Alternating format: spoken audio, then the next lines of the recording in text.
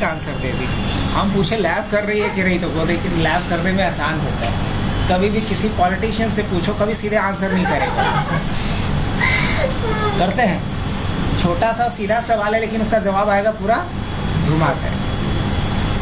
इसी को कहते हैं डिप्लोमेटिक आंसर। नेता बन सकती है आगे चल। नहीं जाना है, जो लोग नहीं चाहता है वही लोग जाता भी है। देखो, डेटेड इफ की बात कर रहे हैं तो डेटेड इफ क्या करता है, दो डेट के बीच का डिफरेंस रिटर्न करता है। और वो दो डेट के बीच का जो डिफरेंस है वो किस टर्म में, in term of years, in term of month और in term of days. Clear है? अब जैसे मान लो ये आज का डेट है और कोई डेट यहाँ पे एक डाला गया है, जैसे मान लो एक डेट डाला गया 22/4/2001, कुछ ऐसा डाला गया है। अब करना क्या है मुझे, यहाँ पे ये पता करना है कि कितने साल का और कितने मंथ का हुआ। जैसे मैंने यहाँ पे ईयर पता करना है। ईयर कैसे निकलेगा बताओ, कोई तरीका? अगर मुझे ईयर निकालना है तो क्या लिखेंगे हम, डेटेड इफ, यही ना। और उसके बाद क्या लिखना होगा मुझे, क्या डालना पड़ेगा, डेट ऑफ बर्थ, कॉमा, उसके बाद क्या देना होगा, आज का डेट, और उसके बाद क्या देना होता है, ईयर, यही ना। तो ये बता दिया। अब मैं चाह रहा हूँ कि इसके बाद मान लो इसका मुझे एज निकालना है। ध्यान से समझना बात को, ये उसका DOB है। क्या है इसका, DOB है। अब DOB अच्छा नहीं लग रहा, बहुत कमजोर टाइप का लग रहा है। अब सही है ना। यहाँ पे DOB दिया गया है, आज का डेट दिया गया है। अब मुझे यहाँ पे क्या पता कर लेना है, इसका एज पता कर लेना है। और एज पता करने में हम कॉन्सेप्ट किसका यूज करने वाले हैं, डेटेड इफ का। अब ये तो मुझे लिख करके यहाँ पे दे दिया कि 25। अब 25 क्या है, दिन है, साल है, महीना है, क्या है ये, सिर्फ 25 क्या है, ये साल है। तो ये लिखा भी तो होना चाहिए कि साल है। ऐसा तो कुछ नहीं आ रहा लिखा हुआ, क्या आ रहा है। तो क्या करें बताओ, कोई उपाय है? क्या उपाय है, कौन बताएगा? इस फॉर्मूले में क्या ऐड करूं ताकि लास्ट में 25 के बाद क्या लिखा हुआ है, ईयर्स लिखा हुआ है। क्या लिखा हुआ, डबल वाई लिख दे। बड़ा सस्ता उपाय बता रही है ये तो। डूबे गए चौबे बनने और एक का बन गया, उल्टा हो गया ना ये। ऐसा नहीं करना था, बोलना ये था कि इसके साथ कॉन्कैटिनेट करेंगे। क्या करेंगे, कॉन्कैटिनेट करेंगे। जो स्ट्रिंग को जोड़ना है, क्या स्ट्रिंग जोड़ना है इसके साथ, जोड़ना है इसके साथ ईयर्स। ये बोलना था ना। क्या किया हमने, क्या टेक्स्ट फंक्शन पढ़े थे कि नहीं पढ़े थे? तो पढ़े इसीलिए थे कि आज यूज कर सके, इसलिए नहीं कि कल भूल जाना था। 25 ईयर्स हो गया। अब इसके आगे क्या चाहिए मुझे, इसके आगे चाहिए मंथ्स, इसी सेल में। तो क्या करेंगे बताओ,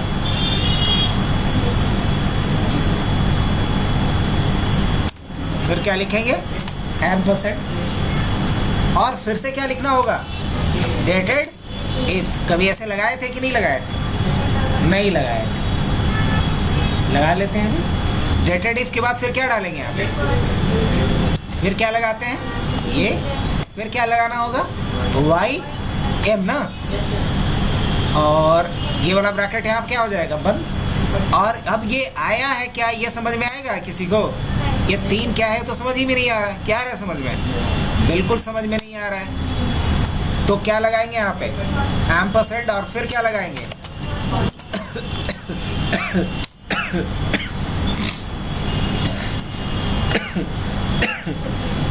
अब इतना मंथ आ गया ये, लाइक 25 ईयर्स 3 मंथ्स। अब मुझे डेज भी यहीं पे पता करना है। क्या करना पड़ेगा बताओ, क्या लगाएंगे वापस से, %, फिर क्या लगाना होगा, क्या लगाना होगा, डेटेड इफ। बहुत अच्छा। और क्या डालेंगे फिर, डेट ऑफ बर्थ, और फिर क्या डालेंगे, टुडे डेट, फिर क्या लगाना होता है, अब हमें लिखना होगा MD, है ना। और MD के बाद फिर क्या देना पड़ेगा यहाँ पे, याद है, क्या देना होगा, ये डेज हो गया, एंटर करते हैं। अब देखो तो सही आ रहा है यहाँ पे 25 years 3 months 7 days, सही है।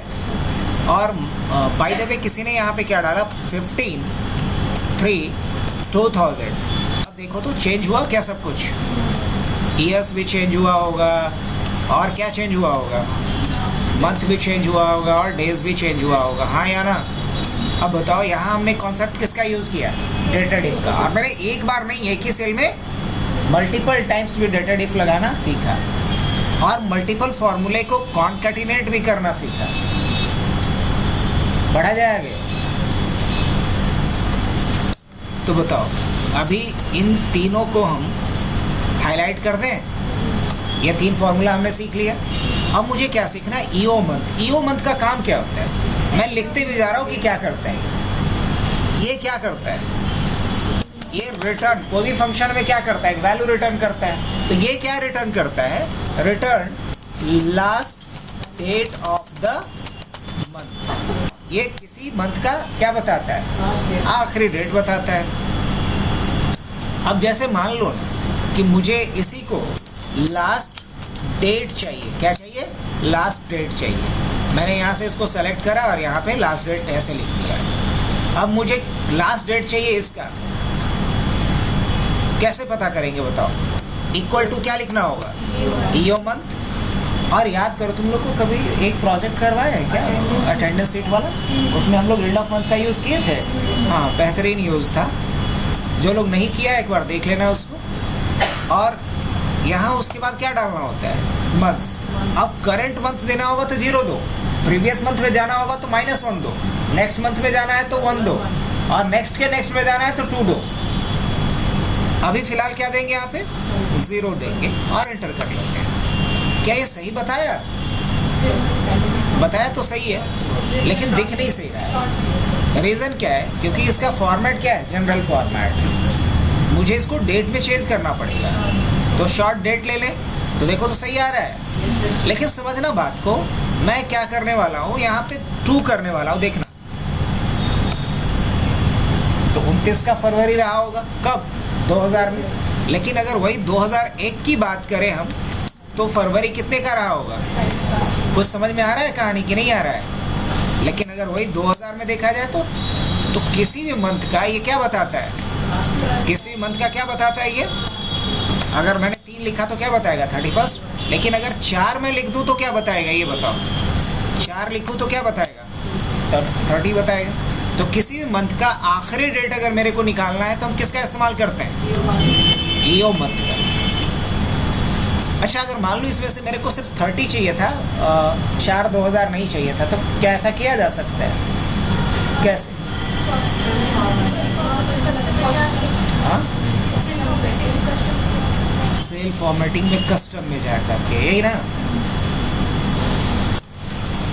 क्या यहाँ पे हम टेक्स्ट का यूज नहीं कर सकते, इसके लिए कर सकते कि नहीं कर सकते। क्या चाहिए मुझे, सिर्फ डेट चाहिए, क्या चाहिए, डेट चाहिए। अब मेरे को क्या मिल गया यहाँ पे, अब कस्टम में ही जाए जरूरी है, टेक्स्ट कल ही पढ़े थे ना शायद, बस इसको रिकॉल करवा दिए। कुछ समझ में आया, मुझे ये डेट को किस फॉर्मेट में दिखाना है, तो सिर्फ डेट दिखलाना है। अगर मान लो मैं चाहता हूँ डेट और मंथ चाहिए मेरे को, तो डी के बाद क्या लिख सकता हूँ, MM। अब ऐसा करता हूँ तो डेट और मंथ आएगा, मज़ा नहीं आया। मज़ा कब आएगा, जब MM लिखते हैं, अब समझ में आएगा। 30 अप्रैल, कुछ समझ में आ रहा है। तो हमने पढ़ा था कि किसी भी डेटा को सेल में किस फॉर्मेट में रिप्रेजेंट किया जाए, ये डिसाइड करता है एक फॉर्मूला जिसका नाम क्या है, text.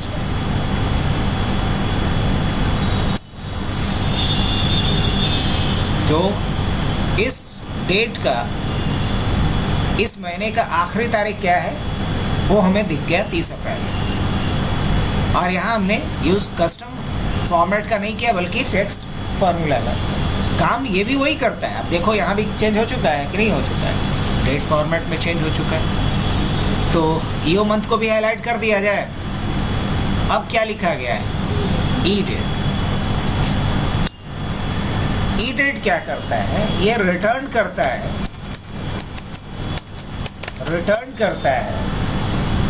Date after a specific month of the given date। जो डेट दिया गया है उसके 6 महीने बाद या 2 महीने बाद या 3 महीने बाद कौन सा डेट होगा ये मुझे पता करना है। जैसे कई बार ऐसा होता है कि कोई आप पॉलिसी लेते हो, कोई सब्सक्रिप्शन लेते हो तो उसका रिन्यूअल होता है ना, 1 महीने बाद, 2 महीने बाद, 3 महीने बाद, 6 महीने बाद, ऐसा होता है कि नहीं होता है। आप कोई इंश्योरेंस वगैरह लेते हो तो इंश्योरेंस का क्या होना चाहिए, 1 साल के बाद उसका रिन्यूअल। तो कई बार हम लोग भूल जाते हैं कि इसका रिन्यूअल डेट क्या है, तो हम चाहते हैं कि रिन्यूअल डेट हमें पता चल जाए। जैसे आज के डेट में बहुत सारे लोग के पास बहुत तरह का इंश्योरेंस और पॉलिसी होता है ना, तो उनको अगर ये याद रखना पड़े तो थोड़ा मुश्किल है कि कौन से पॉलिसी या कौन सा इंश्योरेंस का कब हमारा रिन्यूअल डेट है। लेकिन हम चाहें तो एक्सेल में अगर हम एक्टिवेशन डेट डाल दें और कितने दिन के बाद एक्सपायर हो रहा है वो डाल दें, तो हमें वो क्या रिटर्न करके दे देगा, रिन्यूअल डेट रिटर्न करके दे देगा कि किस डेट को हमें रिन्यू करना चाहिए। चलो इसको भी चेक कर लिया जाए। मान लो हमने यहाँ पे डाल दिया पॉलिसी या इंश्योरेंस, कुछ भी डाल देता हूँ, पॉलिसी डाल दे रहा हूँ और पॉलिसी डेट डाल दे रहा हूँ या पॉलिसी इश्यू डेट डाल दे रहा हूँ। किस डेट को पॉलिसी इश्यू हुआ था वो मैंने बता दिया। अब कितने मंथ के बाद एक्सपायर हो रहा है, एक्सपायर आफ्टर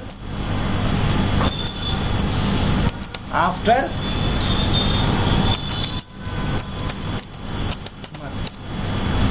अब रिन्यूअल डेट डाल देते हैं, क्या डाल देते हैं, रिन्यूअल डेट डाल दिया जाए, किस डेट को रिन्यू करना है।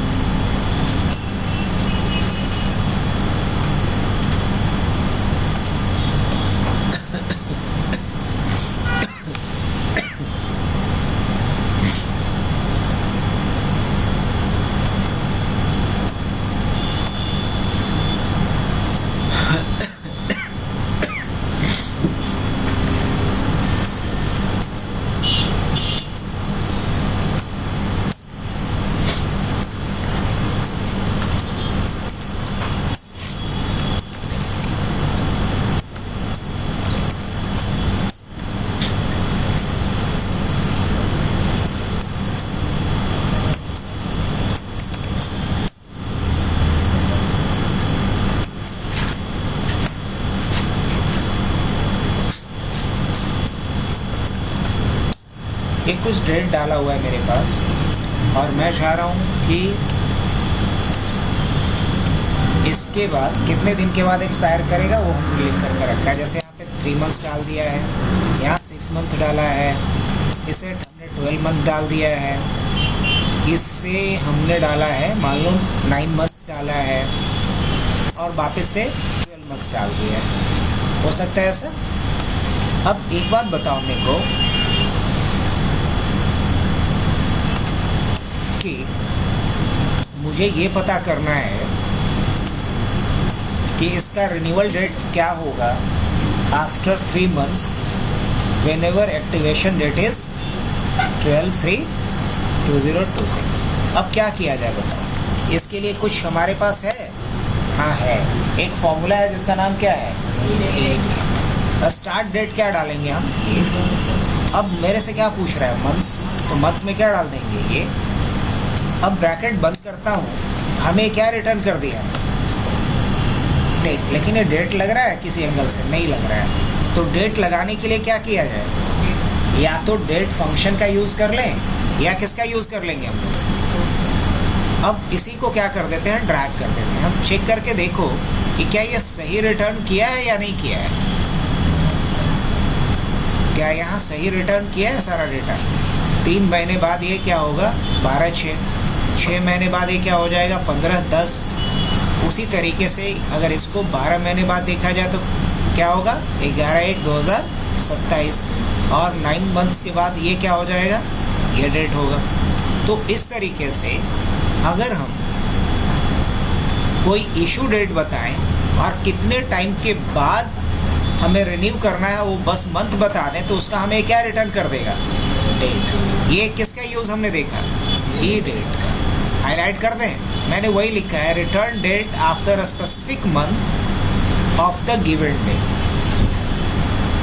दिए गए डेट के कुछ खास मंथ के बाद क्या डेट होगा वो रिटर्न करके कौन देगा, ई डेट देगा। अब जरा हम टाइम की बात कर लेते हैं।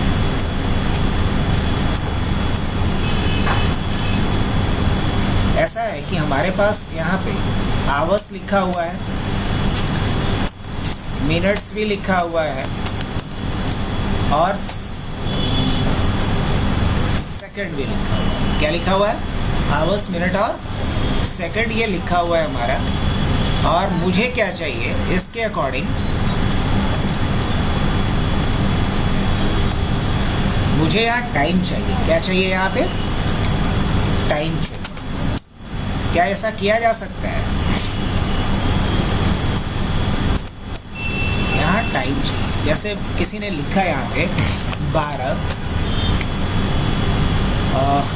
क्या, चलो 10 और क्या लिखा 22 और क्या लिखा 44। अब मुझे यहाँ टाइम के फॉर्मेट में इसको दिखलाना है। कैसे दिखलाएंगे बताओ, कोई तरीका होगा ना। तो क्या लिखेंगे यहाँ पे, इक्वल टू टाइम। अब ये क्या मांग रहा है मेरे से, आवर। क्या मांग रहा है इसके बाद, मिनट। उसके बाद क्या मांग रहा है मेरे से, सेकंड। और ब्रैकेट हमने बंद किया। कुछ समझ में आया तो बता। इसने हमें क्या रिटर्न कर दिया, तो ये यूज केस है हमारा किसका। अब जैसे किसी का दिया हुआ है वर्किंग आवर दिया हुआ है कि हर दिन वो कितने घंटे, कितने मिनट्स, कितने सेकंड्स काम किया है। मुझे एक्चुअल पता करना है कि वो कितने घंटे, कितने मिनट्स, कितने सेकंड्स काम किया है। तो उन केसेस में हम किसका यूज़ करेंगे, टाइम का। आवर्स, मिनट्स और ये लगा करके, सेकंड्स लगा करके हम क्या बना रहे हैं, टाइम बना रहे हैं। और इसके लिए फंक्शन क्या यूज़ हो रहा है, टाइम। तो ये क्या करता है, ये रिटर्न करता है अपने को, रिटर्न करता है टाइम बाई, क्या करता है ये, कंबाइन आवर्स, मिनट्स एंड क्या बोल सकते हो, एंड सेकंड्स। ये टाइम रिटर्न करता है आवर्स, मिनट्स और सेकंड्स को कंबाइन करके। अब जैसे कि हमने टाइम देखा, वैसे ही क्या होता है, डेट होता है। ये क्या करता है, ये रिटर्न करता है और डेट बाय कंबाइनिंग। क्या कंबाइन करता है ये, ईयर्स को, मंथ्स को एंड डे को या डेट को। ये ईयर्स, मंथ और डेट अलग अलग अलग कॉलम में दिया गया है। मुझे एक डेट बनाना है उसको यूज करके, तो किसका इस्तेमाल करेंगे।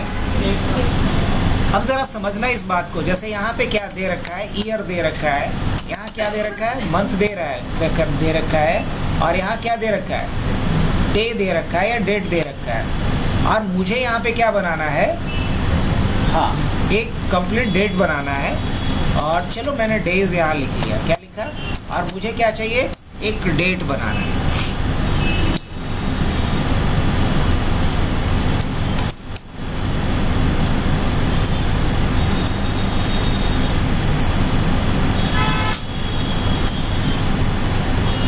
अब बताओ यहाँ से क्या करने वाले हैं हम। जैसे मैंने यहाँ पे डाल दिया 2000, मंथ क्या डाल दिया 3 और डेज क्या डाल दिया 20। अब अगर मुझे एक डेट फॉर्म करना है तो क्या लिखेंगे हम, डेट। क्या मांग रहा है मेरे से, ये ईयर मांग रहा है और क्या मांग रहा है फिर, मंथ्स और क्या मांग रहा है फिर, डे। यही मांग रहा है ना। ब्रैकेट बंद करते हैं और एंटर करते हैं। कुछ समझ में आया तो बताओ। जिस तरीके से आवर्स, मिनट्स और सेकंड्स को मिला करके हम लोग एक टाइम बना रहे थे, वैसे ही ईयर्स, मंथ और डे को मिला करके हम क्या बना सकते हैं, एक डेट फॉर्म कर सकते हैं। तो हमने डेट तक का बात लिखा, किसका क्या यूज़ है मैंने वो भी लिख दिया। अगर आप समझ पा रहे हो तो वेल एंड गुड, नहीं समझ पा रहे हो तो अलग बात। अब हम लोग देखते हैं नेक्स्ट, नेट वर्क डेज। क्या देखते हैं, नेट वर्क डेज। शुरू किया जाए। अब नेट वर्क डेज का काम क्या होता है,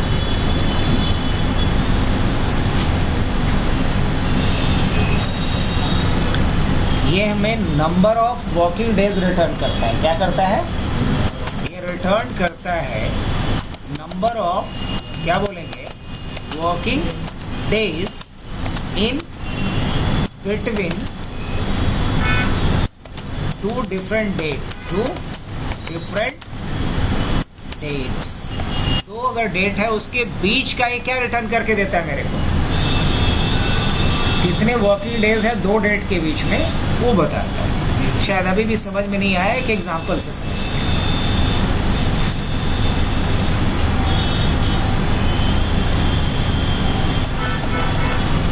मान लो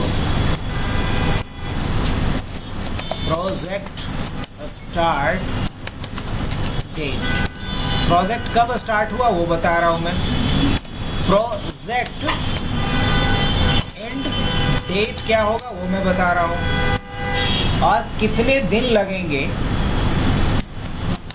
प्रोजेक्ट कंप्लीट इन डेज, कितने दिनों में प्रोजेक्ट कंप्लीट इन डेज। अब डेज कहने का मतलब वर्किंग डेज, डेज कहने का मतलब, अब वर्किंग से मेरा कहने का मतलब है कि जैसे मान लो कल अगर छुट्टी है तो कल वाला गिनती नहीं होनी चाहिए, अगर कोई संडे है तो वो गिनती नहीं होनी चाहिए। कुछ ऑफिसेज में क्या होता है कि संडे और सैटरडे 2 दिन छुट्टी होता है, तो 2 दिन माइनस करके होना चाहिए।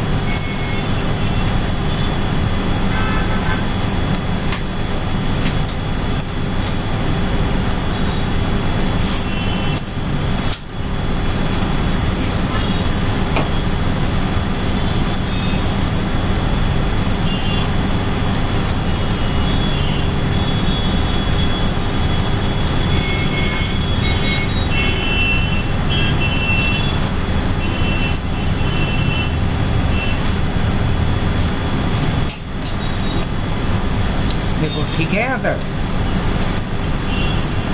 इसको भी हम थोड़ा हाईलाइट कर देते हैं अलग तरीके से, हो गया। अब बढ़ते हैं कि प्रोजेक्ट स्टार्ट डेट में बताऊं, इन डेट बताऊं, तो मुझे क्या बता दें, कितने दिनों में वो कंप्लीट होगा वो बता दें। अब प्रोजेक्ट तो एक से अधिक भी हो सकता है, चलो कम से कम 2 एंट्री कर लेता हूं मैं। एक प्रोजेक्ट मेरा स्टार्ट हो रहा है 12/4/2026 को, 12/4/2026 को। एक प्रोजेक्ट मेरा स्टार्ट हो रहा है 15/5/2026 को, और प्रोजेक्ट एंड कब होना है, तो ये प्रोजेक्ट एंड होना है 15/7/2026 को, और ये प्रोजेक्ट कब एंड होना है, ये एंड होना है मान लो 1/7/20। अब देखो यहाँ क्वेश्चन हमारे पास दिया गया है, बस मुझे इसका क्या करना है, सॉल्यूशन चाहिए। ये प्रोजेक्ट का स्टार्टिंग डेट है, ये प्रोजेक्ट का एंडिंग डेट है, मुझे पता करना है कि इसके बीच कितने दिन में ये प्रोजेक्ट कंप्लीट हुआ। जब स्टार्ट हुआ इस डेट को और एंड हुआ इस डेट को, तो कितना दिन लगा इस प्रोजेक्ट को कंप्लीट करने में, मुझे ये बताओ। कोई तरीका? हाँ तरीका है, इसके लिए यूज किया जाता है नेट वर्क डेज। क्या? Net work days. अभी क्या कह रहा है, स्टार्ट डेट बताओ, कॉमा लिखो, फिर क्या बताओ, एंड डेट बताओ। अभी मेरे से मांग रहा है हॉलीडेज, कोई हॉलीडेज भी है? नहीं। अगर कोई हॉलीडेज है तो आप सेलेक्ट कर सकते हो, नहीं है बिना हॉलीडेज का पहले दिखाते हैं। तो बिना हॉलीडेज का करेंगे तो एक बात और समझ लो, इसमें 2 दिन वीक ऑफ मान के चलता है। क्या मान के चलता है बाय डिफॉल्ट? बाय डिफॉल्ट 2 दिन वीक ऑफ मानता है, सैटरडे और संडे को। कब? सैटरडे और संडे को। तो बताओ कितना दिन लग गया इसको कंप्लीट करने में? 68 डेज। और इसको कंप्लीट करने में कितना दिन लग गया? अब अगर मान लो मैं चाह रहा हूँ कि डेज लिखा हुआ है, तो ऐसा कर सकते हैं कि नहीं कर सकते? क्या करना पड़ेगा? यही ना। अब देखो तो इसी को अगर हम ड्रैग कर दें, सही आ रहा है? जो कॉन्सेप्ट हमने पढ़ा उसको जब चाहो अपने हिसाब से यूज करो। तो 68 डेज इसमें लगेगा, 41 डेज इसमें लगेगा। अब लेकिन सवाल ये है कि मान लो कि सैटरडे संडे 2 दिन छुट्टी नहीं रहता, तो एक ही दिन छुट्टी रहता हमारे इधर, सिर्फ संडे को, तो ये नंबर ऑफ डेज क्या होगा, घटेगा कि बढ़ेगा? बढ़ेगा ना। हाँ, सैटरडे भी ऐड हो, देखा जाए तो देखो इसके लिए नेट वर्क डेज नहीं होता है, बल्कि एक फॉर्मूला इसके साथ ऐड होगा, INTL। क्या ऐड होगा, करके दिखाऊं इसी में, net work days dot INTL use होगा। स्टार्ट डेट पूछेगा ये बता दो, एंड डेट पूछेगा ये बता दो। अब ये पूछ रहा है कि किस दिन वीक ऑफ होगा आपका, वो बताओ। वीकेंड बता रहा है ना, तो वीकेंड हमारा कब होगा, सिर्फ एक दिन होगा, संडे को, संडे ओनली, मतलब 11 ले लो या फिर टैब दबा दो। अब उसके बाद पूछ रहा है हॉलीडेज भी होगा कोई, बोलेंगे नहीं अभी कोई हॉलीडेज नहीं है, तो ब्रैकेट बंद और एंटर। अब देखो जो 68 डेज था बढ़ के कितना हो गया, बढ़ा कि घटा, बढ़ना। अब इसके अलावा मान लो कि कोई हॉलीडेज भी हो, तो मान लो यहाँ पे लिख दूं मैं हॉलीडेज, लिख के दिखाऊं वो भी, चलो देख लेते हैं। बोलते हैं कि इसमें हम हॉलीडे इंक्लूड कर लेते हैं, और हॉलीडे एक था 20/4/2026 को, और एक हॉलीडेज था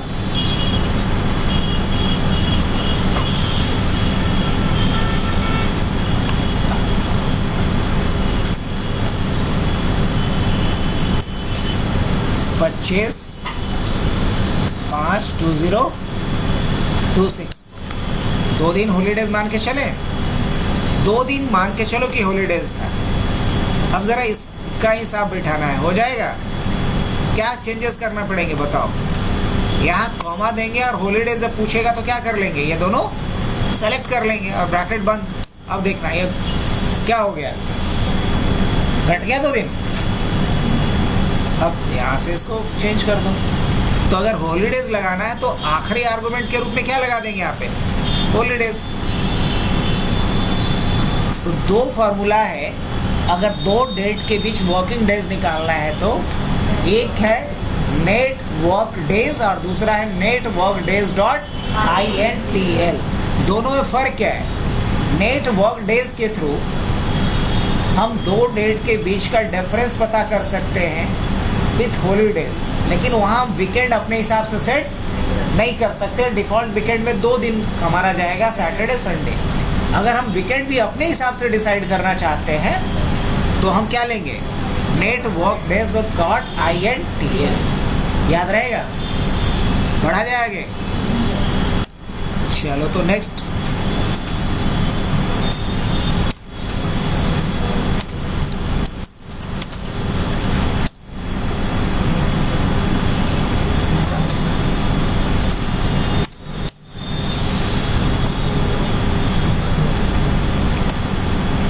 अब नेक्स्ट कॉन्सेप्ट की तरफ चला जाए। नेक्स्ट क्या है, हाँ? अब अलग से हमने नहीं लिखा है net work days dot INTL, वो तो समझ ही गए हो। अब लिखना है net work day. Net work day और नेट वर्क डेज दोनों एक दूसरे का जस्ट क्या होता है, अपोजिट। अपोजिट कहने का मतलब, नेट वर्क डेज क्या रिटर्न कर रहा था, 2 डेट के बीच वर्किंग डेज रिटर्न कर रहा है। अब लेकिन मान लो स्टार्टिंग डेट दिया गया और वर्किंग डेज दिया गया हो और पता करना हो कि इसका एंड डेट बताओ, है ना। ये क्या करेगा, रिटर्न करेगा, क्या रिटर्न करेगा, एंड डेट। क्या रिटर्न करता है ये, return end date after a specific working days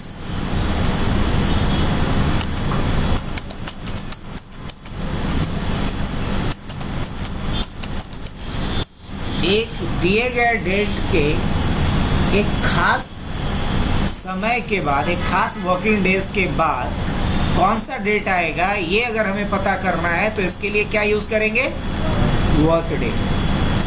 तो चेंज करें यहाँ पे, इसके लिए क्या लिखना पड़ेगा बताओ।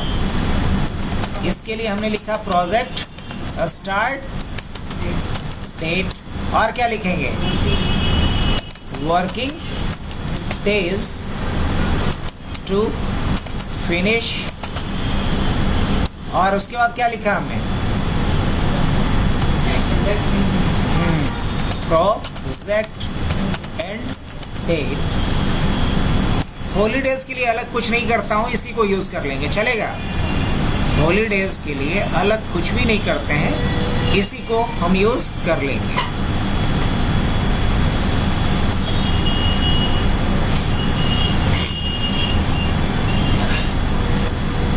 अब बताओ, स्टार्ट और एंड, इसको भी सेलेक्ट कर लेते हैं, कम से कम 2 डेट ले लेंगे। मान लो ये सेम डेट ले लेते हूँ मैं यहाँ पे 15/4/2026, और एक लेता हूँ 20/6/2026। अब वर्किंग डेज इसके लिए टारगेट रखा गया 20 दिन का, और इसके लिए टारगेट रखा गया है मान लो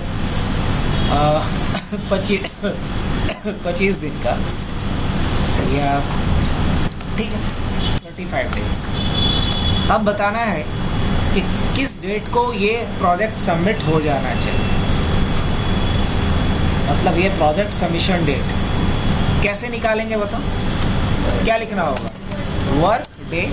अब ये क्या पूछ रहा है, स्टार्ट डेट, फिर क्या पूछ रहा है, डेज, अब उसके बाद क्या पूछ रहा है, हॉलीडे।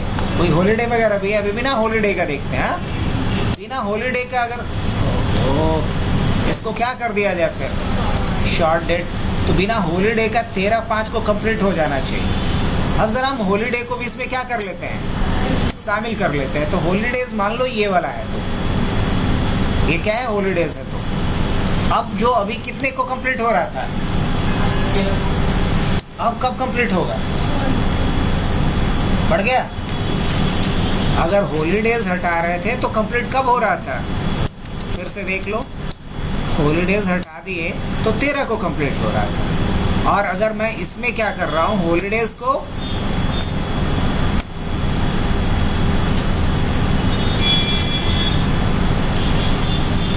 को इंक्लूड कर लिया, अब कब कंप्लीट होगा ये, 14/5 को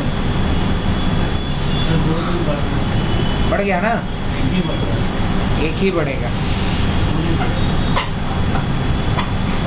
अब हो सकता है कि इसमें कोई एक ऐसा हो जो संडे ही हो, तो बाय डिफॉल्ट है सैटरडे या संडे रहेगा। तो हम लोग गलती नहीं कर सकते हैं, जो फॉर्मूला लगाया है ना हम लोग से ज़्यादा दिमाग वाला है, इसलिए इस पर तो सवाल उठाना ही नहीं। बस ये देख लो कि इसमें से कोई एक डेट क्या होगा, सैटरडे या संडे पड़ रहा हो। नहीं सर, वो आउट ऑफ डेट है ना, आउट ऑफ डेट है।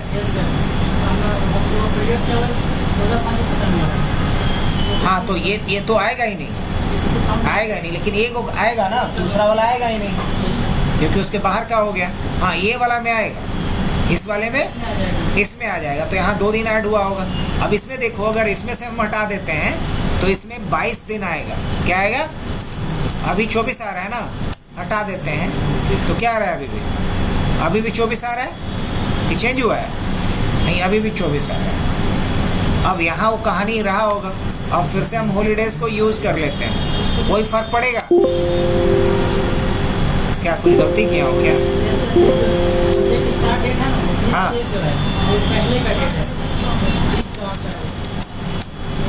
स्टार्ट डेट क्या डालेंगे, ये अच्छा ये उसके बाद का है, ये उसके, तो इन दोनों में से कोई भी नहीं आएगा हॉलीडेज, ये दोनों में से कोई भी हॉलीडेज में आएगा ही।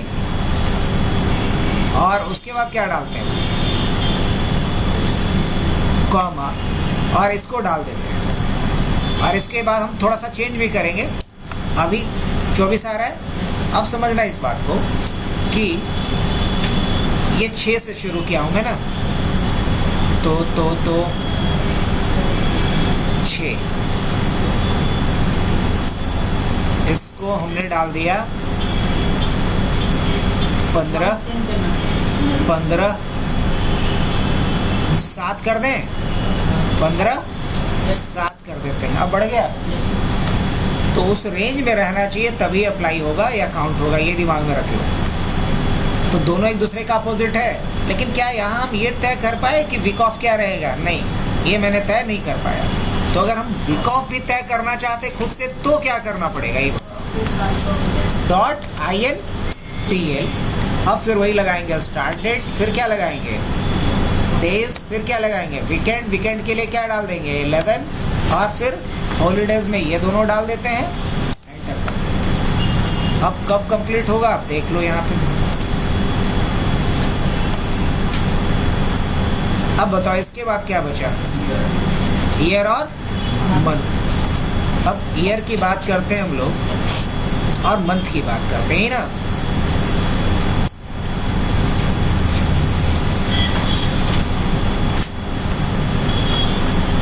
अच्छा मान लो कि एक मेरे पास यहाँ डेट दिया गया है, क्या दिया गया है, डेट दिया गया है। अब इस डेट से मुझे ईयर अलग निकालना है, मंथ अलग निकालना है और डेज अलग निकालना है। अब जैसे मान लो 22/4/2026 ऐसा दिया गया है, इक्वल टू मैं क्या लिखता हूँ यहाँ पे ईयर, और इसे मैंने सेलेक्ट किया, मुझे क्या निकाल करके दे दिया इसमें से, अब मुझे मंथ निकालना है। हालांकि ये काम हम किससे कर सकते थे, टेक्स्ट से भी कर सकते थे। इक्वल टू फिर क्या लिखेंगे मंथ, और क्या सेलेक्ट करेंगे ये डेट, ये मंथ अलग करके दे दिया। और अगर मुझे डेट निकालना है तो फिर क्या लिखेंगे डेज, और क्या अब डेज नहीं डे, क्या लिखेंगे डे। अब सीरियल नंबर डालेंगे यहाँ पे और एंटर, बता रहा है ये। तो ये काम हुआ किसका,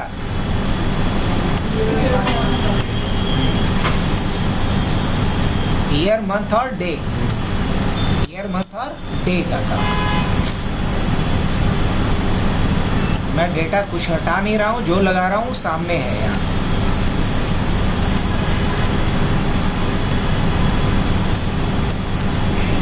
अब मान लो नेक्स्ट मुझे क्या करना है, दो डेट के बीच का, अब मुझे छुट्टी वुट्टी नहीं देखना है, दो डेट के बीच का मुझे नंबर ऑफ डेज पता करना है। क्या किया जा सकता है, लेकिन उसमें कोई छुट्टी वुट्टी कुछ भी नहीं चलेगा। मतलब अब हम बात करते हैं डे का, और लास्ट में क्या बात करेंगे डेज का। हाईलाइट कर दें इसको, डे और डेज का। ये क्या करेगा, ये रिटर्न करता है, return year from the given date. Given date से क्या रिटर्न करेगा, ईयर को।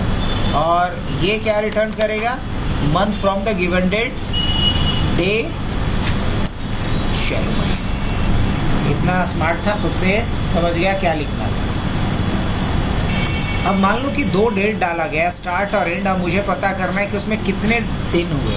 जैसे हमने लिखा स्टार्ट डेट और क्या लिखा एंड डेट, और मुझे टोटल नंबर ऑफ डे चाहिए, बिना ये करे हुए कि इसमें छुट्टी कौन सा दिन था। क्योंकि हमने वर्क डेज जो लगाया था उसके थ्रू ये देखा था कि वीक ऑफ या हॉलीडेज को लेते हुए, लेकिन इस बार बिना वीक ऑफ और हॉलीडेज को लिए हुए मुझे डेज काउंट करना है।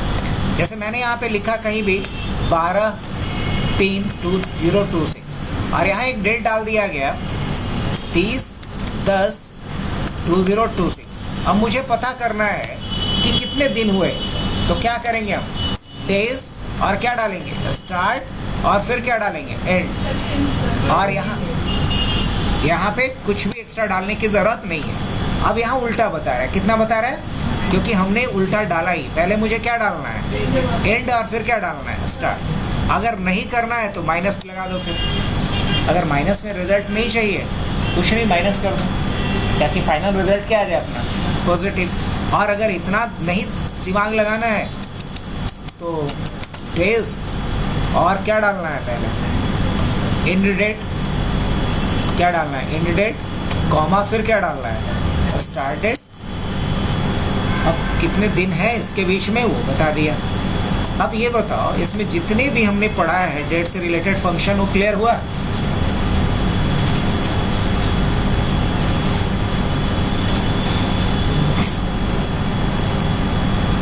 अब आज के लिए इतना ही रहने दिया जाए, काफी है।